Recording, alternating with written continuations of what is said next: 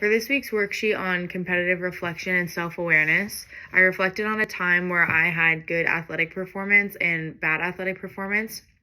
In the time that I had good athletic performance, just before the event, I felt both mentally and physically activated and charged, if you will.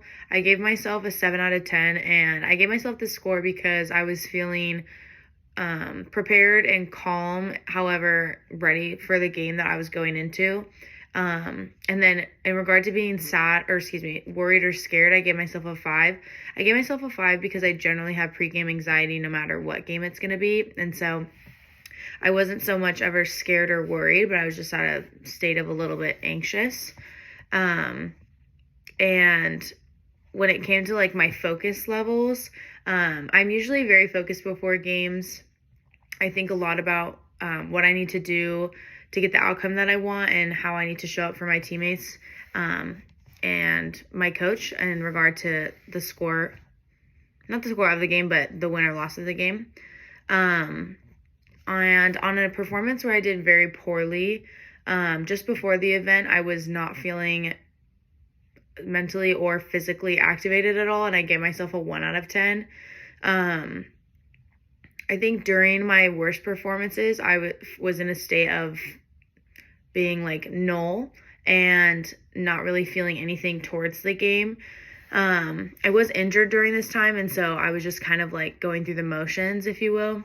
And then in regard to being worried or scared, I gave myself an 8 out of 10 for my worst performance because I was scared of getting injured again.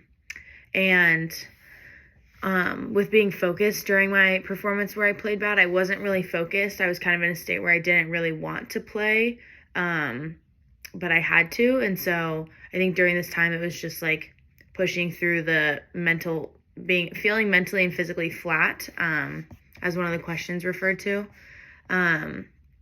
Some of the differences in my thinking between these two performances was telling myself that I'm a capable athlete and that I can push through the mental block that I'm giving myself.